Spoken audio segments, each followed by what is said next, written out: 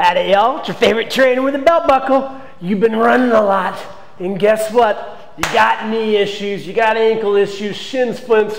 Well, we're gonna help you. If you're not familiar with Show Up Fitness, it's where great trainers are made. We have training internships in Southern California, Los Angeles, San Diego. We're now in Austin, keeping it weird at the hotel gym right now. And a common problem that I see with a lot of our clients and interns are runner issues.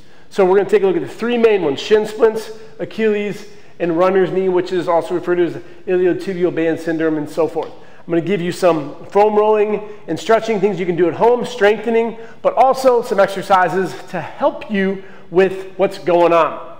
So for the most part, you're going to find these issues running are going to be caused from too much volume, going from zero sedentary to running 10, 15 miles a week, and not strengthening tissue. Police! Protect, optimally load, ice, compress, elevate. Protect, optimally load, ice, compress, elevate. That's what police stands for. Ice is old school. Icing doesn't do much unless you're just in excruciating pain. It's going to numb the area. Stop icing. It doesn't do shit. It actually messes up the healing process. So let's start just by going over some anatomy. Running is very sagittal. And I always make a joke in class. How do runners warm up? They put their shoes on and go for a run. So everything we do is sagittal. The hip, ball and socket, it flexes, it extends, AB, AD ducts, externally rotates, internally rotates. But we don't do any of those actions. The muscles, the quads, look at these puppies. But the vastus lateralis, medialis, rectus femoris, which is biarticulate, and then the vastus intermedius. The adductor group, magnus longus brevis. The calves, those are pretty. Gastrocnemius is the bigger, superior one. The soleus, they go into the Achilles tendon, and it goes into your calcaneus bone.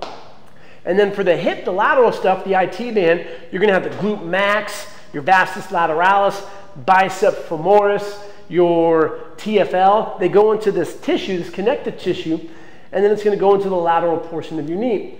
So it's very common when we're running tons of repetitions, 1,000 plus per 1 mile. We don't strengthen.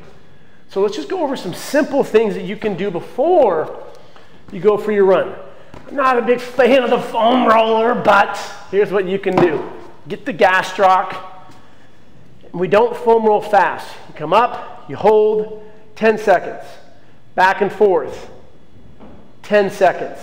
And then give me actions. Dorsi, plantar, dorsi, plantar. I like to then go into a side plank and get your peroneal muscles, BLT, brevis, longus, and tertius. This can be another injury that's very common, doesn't feel good, but here you're going to get core, proximal stability equals distal mobility, and then you're just going to get into that tissue on the side. It's going to get blood flow in the area, 30 seconds. If you want to work this hip, get some abductions. Hold. Uh-oh, don't get too excited from that view.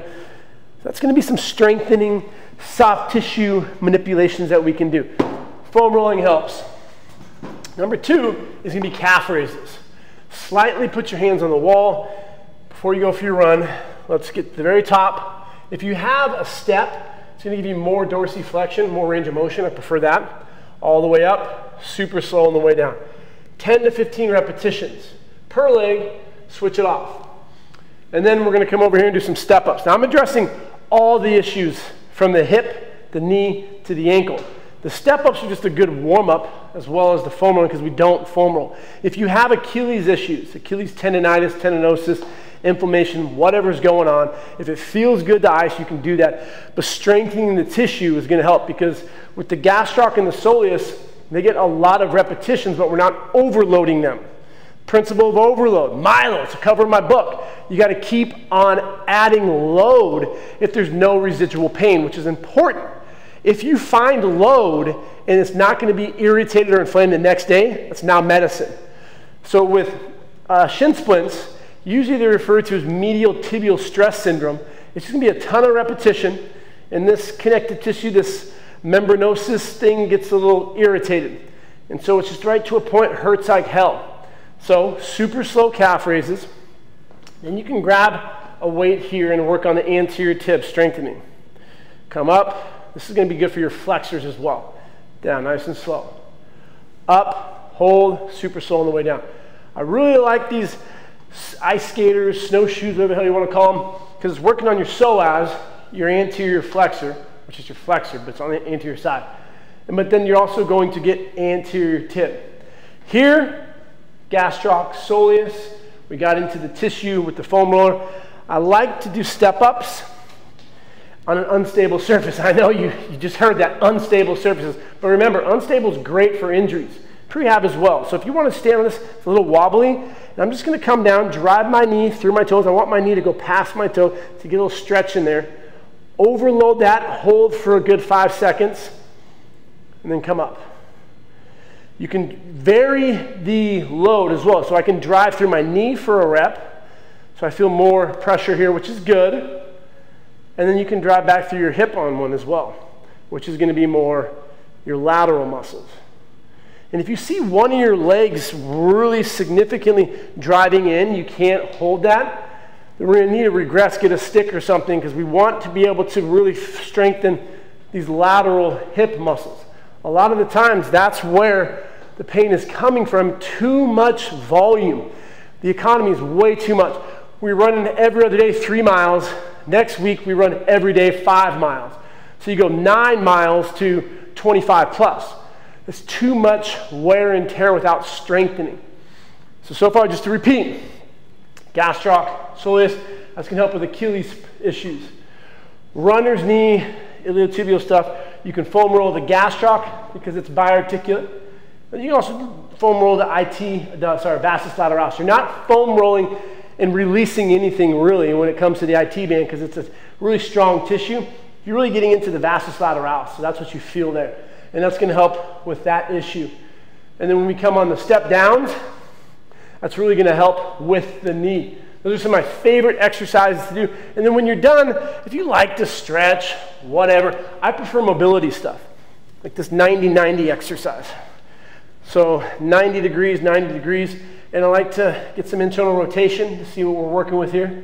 If you can pull it up, see what this dead space looks like. If you drop your foot, it falls, you don't have any eccentric control, it's not a good sign. So you should be able to get to about 30 to 45 degrees, hold, and come down. And maybe hold, so have a little bit of dead space right there. Then you can do, don't give me any eye contact, creep. Don't look at my belt buckle. But then you can just do some mobility stuff with internal, external, work on internal here, hold. If you notice there's a huge discrepancy and you had that dead space, something to work on. And last but not least, standing clams are great. I don't actually have one of the bands. Think of like my wristband, little latex ones you can put on your knee. These are great to really focus on and strengthening your external rotators. This is gonna be a little too much. Coming out, notice I'm not just abducting in the frontal plane. I'm externally rotating, keeping my pelvis forward, but I'm trying to put my knee into the back corner. And this is good for this knee because I don't want it to cave in and adduct. This knee because I'm externally rotating. So these isometrics hold for a good 15. If you can go for 30 seconds, do that. So those are some exercises that we can do if you have running issues. You can always complement with planks or what I call butt planks. Get some extension in there. Hold, extend until you feel your ass firing. Abduct. Notice how my pelvis isn't shaking. Extend, hold, hold, hold, hold, hold, hold, hold. I'm going through these fast right now. Hold, hold, hold, hold, hold. Drive out. So what I'm doing is I'm taking the hip through all the actions that it likes to do. If you were to be put in a straitjacket and you're there for a day, everything's gonna feel shitty because you're stuck. So the hip is a hinge, the knee is a hinge joint, but the hip is ball and socket. It wants to do all this stuff, but we just treat it like a hinge joint. So it's good to get abductions like in those planks. You could also do a variation, instead of going forward, you could do like a step down, where you really just try to get that other foot down. I love to do these on a step. So you go outside, we got to change our warm-up from putting on your shoes and going for a run. Our warm-up needs to be mobility, strengthen the tissue of my ankle, of the hip, which is going to protect the knee. Let's address the adductors. You could do like a Copenhagen plank, Another great one to do, protect the calf. You come in this position isometrically. I say protect the calf because medially, if you go to your ankle, it's a lot of stress. Don't want to blow out your ACL doing this, called the Copenhagen plank. Great for your adductors. So what have we just done right there? We've strengthened our glutes, sagittal plane. Strengthened our psoas, sagittal plane. Flexion, extension. AB, adduction.